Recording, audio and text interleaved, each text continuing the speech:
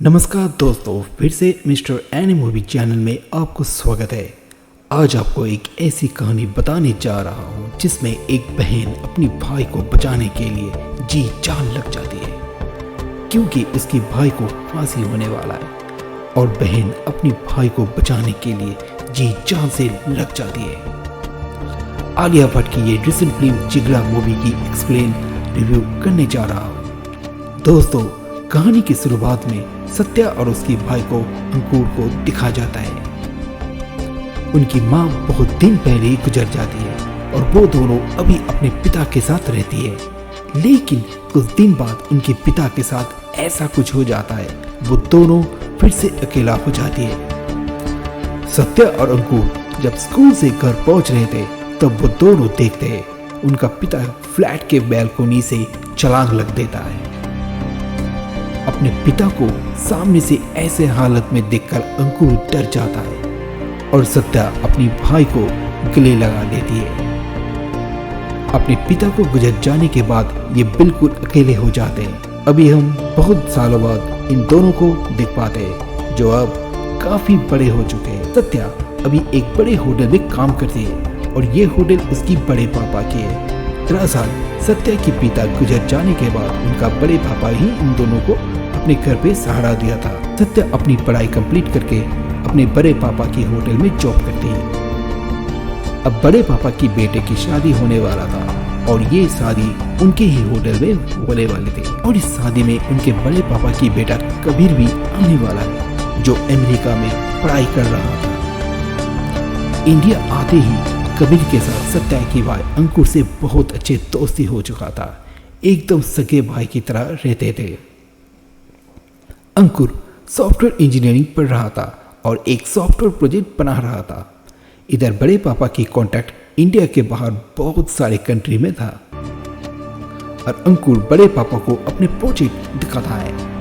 ये देखकर बड़े पापा खुश हो जाते हैं और कबीर को कहता है, देखो अंकुर कितना टैलेंटेड है, और कहता है अंकुर के प्रोजेक्ट को ऊपर वो फंडिंग भी करेगा।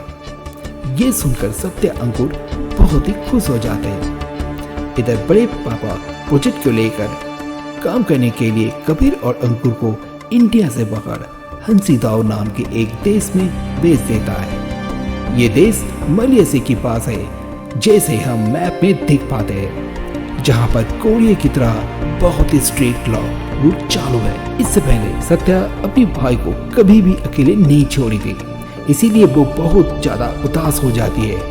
वो अपनी भाई को कभी अकेले नहीं छोड़ी थी, फिर भी भाई की करियर के लिए वो अपनी मन को मना लेती है और इसी तरह कबीर और अंकुर इंडिया छोड़ के हंसीदाओ चले जाते हैं। अब ये दोनों ये पहुंच तो गए थे, लेकिन कबीर लड़की पार्टी और इन सब में डूबे रहते थे। दूसरा अंकुर अपने प्रोजेक्ट को लेके बिजी था।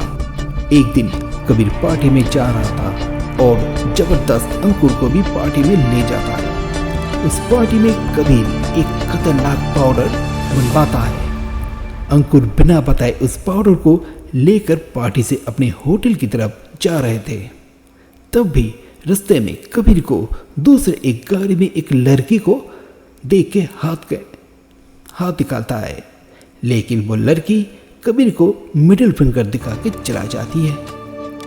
तब कबीर भी अपनी गाड़ी का स्पीड बढ़ा लेता है और उस लड़की की गाड़ी को पीछा करना शुरू करता है। इसमें कबीर को मालूम ही नहीं वो सिग्नल भी तोड़ दिया था।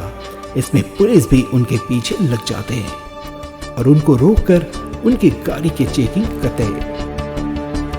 चेकिंग में पुलिस को भी वही खतरनाक नशीला पैकेट मिल जाता है। तब पुलिस तुरंत कबीर और अंकुर को अरेस्ट कर लेता है। अब ये कबीर की पापा को भी खबर पता चल चुका था। वो तुरंत अपने जाने माने वकील को कॉल करता है और कहता था, तुरंत हसींदा जाओ, जाके कबीर और अंकुर को छुपा के ले आओ। और इसको लेकर कबीर की परिवार और सत्या बहुत ही परेशान हो गई थी। सत्या को बिल्कुल विश्वास नहीं हो रही थी कि उसका भाई अंकुर ऐसे केस में पुलिस कस्टडी में होगा, लेकिन उनके हाथ अब कुछ नहीं। अब जो भी करेंगे वो अकेले ही करेगा। अब वो वकील हंसराव पहुंच के उनको भी इस बात की जानकारी मिल जाते। वो पुड़िया की पैकेट कबीर से मिला था, ना कि अंकुर से। और वो फोन करके कबीर की पापा को ये बात बता देता है और कह देता है, इस सिचुएशन में सिर्फ एक इंसान को बचा सकता हूँ। अगर सारा इंजाम अंकुर पर डाल दिया तब कबीर को बचाया जा सकता है। तब कबीर के पिता कह देता है, ठीक है, तुम कैसे भी करके कबीर को बचाओ, अंकुर को जो होता है होने दो। तब वो वकील कबीर के पास जाता है और कहता है, अगर तुमको बचना है तब सारा इंजाम अंकुर पर डालना पड़ेगा। तब कबीर कहता है, इससे अंकुर को तो फांसी हो जाएगा और उसको ऐसे वो नहीं कर सकता है। तब वो वकील कबीर से और बातें न करके सीधा अंकुर के पास चला जाता है और चाल चलता है और कोई दूसरा। वो अंकुर को कहता है, देखो, इससे पहले कबीर अमेरिका में भी ऐसा केस में जेल जा चुका है। अगर यहाँ की पुलिस को ये खबर लग गई तो वो कबीर को सिकरबस सजा दे सकता है, शायद फांसी भी लग सकता है। इसीलिए तुम एक काम करो, तुम कह देना ये पैकेट तुम्हारा है और तुम पुलिस से बचने के लिए कबीर के पास दे दिया था। यह बात अंकुर मानने से इनकार कर देता है। तब वो वकील इमोशनली अंकुर को समझाता है और कहता है, देखो, तुम दोनों भाई बहन को कबीर की पापा अपने बच्चों की तरफ पाला है और आज तुम कबीर को इस हालत ऐसे छोड़ दोगे। ऐसे भी तुम अगर मान जाते हो तब तुम्हारा सिर्फ 3 महीना जेल होगा और आफ्टर 3 मंथ हम आके तुमको भी छुड़वा के लेकर जाएंगे। अब वकील कहता है, नहीं, अभी कबीर को बहुत बड़े सजा हो जाएगा, अगर तुम ना मानो तो शायद मौत भी। ये सुनकर अंकुर मान जाता है वकील की बात, लेकिन अंकुर को पता नहीं था वो कितना बड़ा झमेला में पड़ रहा है। वकील उसको जैसे कहता है वो कोर्ट में वैसा ही कहता है, बाइज्जत वाली कर दिया जाता है। लेकिन अंकुर के लिए एक बहुत बड़े मुसीबत इंतजार कर रहा था। कोर्ट में अंकुर को 3 महीना बाद फांसी की सजा सुनाया जाता है और अंकुर ये सुनकर चिल्लाने लगता है। इधर सत्या को भी पता चल जाता है अंकुर की बात। कैसे भी वो वकील अंकुर को फंसाया और कबीर को लेकर वापस चला गया। सत्या ठीक करती है, वो अपनी भाई को बचाने के लिए हंसीदाव जाएगी। जैसे ही सत्या हंसीदाव जाने के लिए एयरपोर्ट पहुंचती है, उसकी मुलाकात कबीर और वो वकील को साथ हो जाती है। कबीर सत्या को कहता है, बहुत कोशिश किया था लेकिन अंकुर को बचा नहीं सका। और वो वकील भी कहता है, सही में बहुत कोशिश किया था लेकिन अंकुर को बचा नहीं सका। लेकिन सत्या कुछ नहीं कहती है कि उसको सब मालूम हो गई थी। वो चुपचाप हंसीदाव जाने के लिए प्लेन में उठ जाती है, जो एक प्राइवेट प्लेन था। अंकुर को फांसी की सजा देने के बाद एक स्पेशल सेल में भर्ती किया जाता है, जहां पर बहुत ही ज्यादा टॉर्चर किया जाता है। इधर सत्या हंसीदाव पहुंच गई थी, लेकिन उसे मालूम नहीं था कौन सा वे से वो अपनी भाई तक पहुंच और उसको जेल से छुड़वाएगी।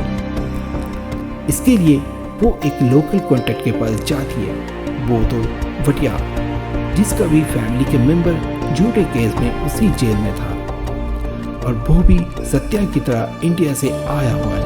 वो उस जगह से बहुत लोगों से मिलती है। बातों बातों में सत्या को पता चल जाती है ऐसी आसानी से वो अपने भाई से मिल नहीं पाएगी। तब सत्या कहती है, क्या मैं अपनी हाथ की कलाइयाँ काट लूं, तब क्या भाई से मिलने देंगे?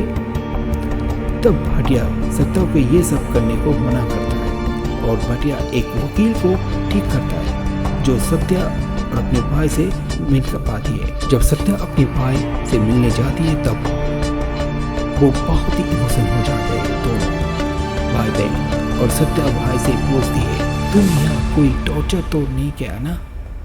लेकिन अंकुर अपने दर्द को छुपाकर कहता है, मेरी दीदी को होते हुए मुझे क्या हो सकता है। ऐसे बातों बातों में मुलाकात करने का टाइम भी खत्म हो जाता है।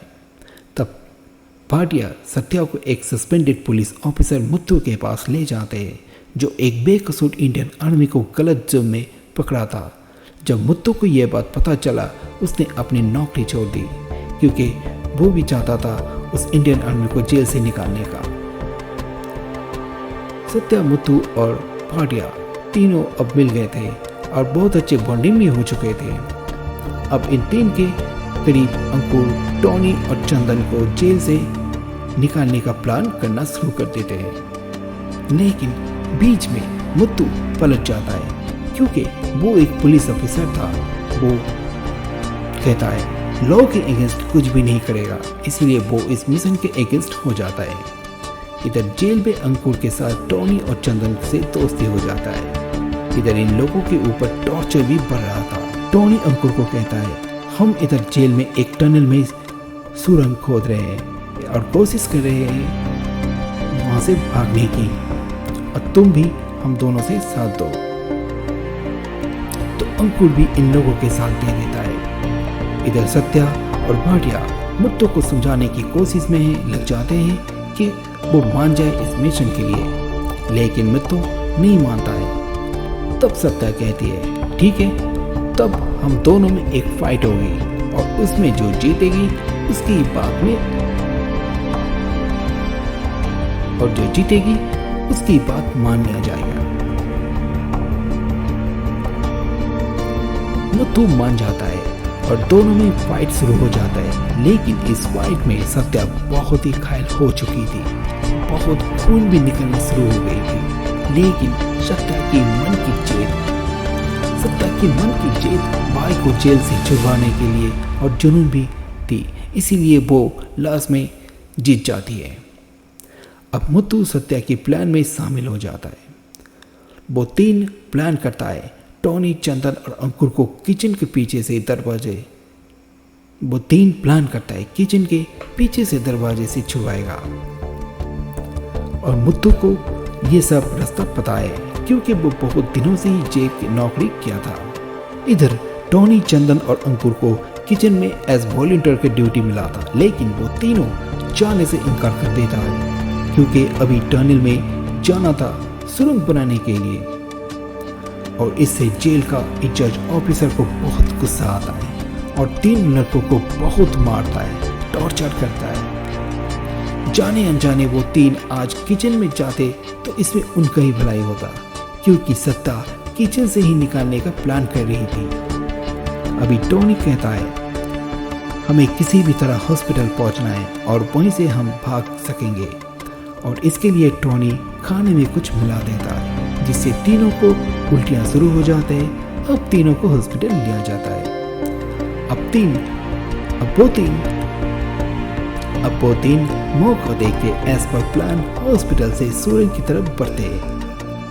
इधर पुलिस ऑफिसर लैंड्रा को ये प्लान पता चल जाता है और वो पुलिस ऑफिसर के साथ टनल के आगे पहले से ही खड़ा था, और टॉनी अंकुर चंदन के पीछे गोली चलाते हुए इसमें चंदन को गोली लग जाता है और वो ऑफिसर फिर से इन तीनों को पकड़ लेता है। जेल में एक कड़ा नियम था, यदि कोई भागे हुए कैदी पकड़ में आ जाए तब उनको 4 दिनों के अंदर फांसी दिया जाएगा, और नियम के अनुसार इन तीनों को भी 3 दिन के फांसी, तीनों को भी अगले 3 दिन में फांसी की सजा सुनाया जाता है।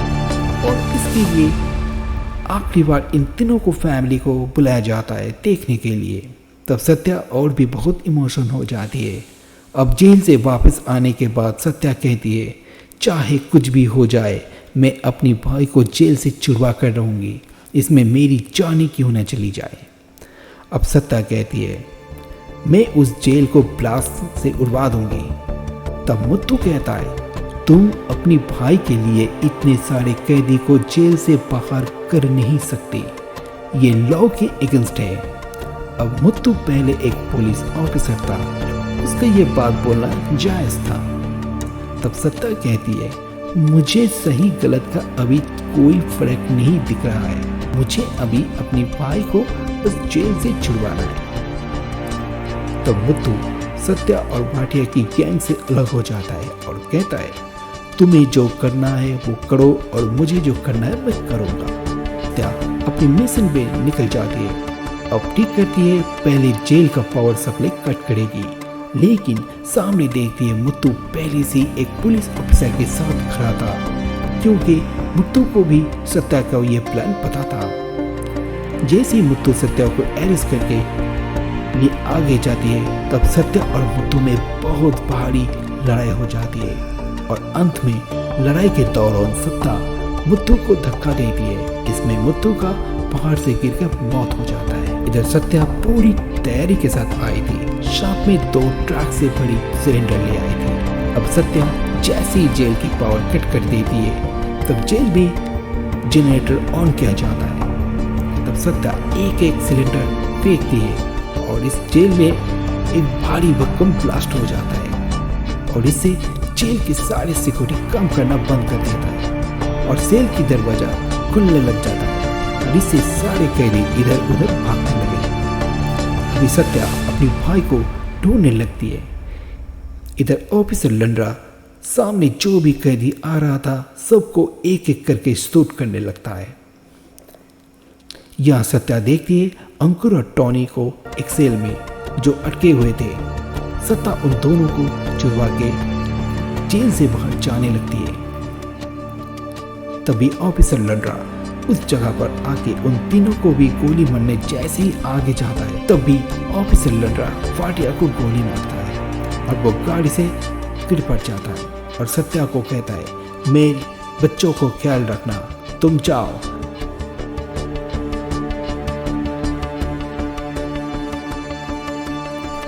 तुम जाओ, मैं इधर संभाल लूंगा। सत्या अंकुर और टॉनी को लेके वहां से आगे बढ़ जाती है और उनका अभी टारगेट था किसी भी तरह बॉर्डर क्रॉस करके मलेशिया पहुंचना। लेकिन तभी ऑफिसर लंड्रा अपने फौज के साथ सत्या की टीम का पीछा करता है और बहुत गोलीबारी शुरू कर देता है। इधर भाटिया का मलेशिया में बहुत दूर तक पहचान था। वो पहले से ही सब कुछ प्लान करके रख दिया था और इसीलिए मलेशिया बॉर्डर पुलिस को जैसे ही दिखता है कि वहाँ का पुलिस गोलीबारी कर रहा है, तब मलेशिया बॉर्डर पुलिस भी गोलीबारी करना शुरू कर देता है और इसमें लंड्रा और उसका टीम मारा जाता है।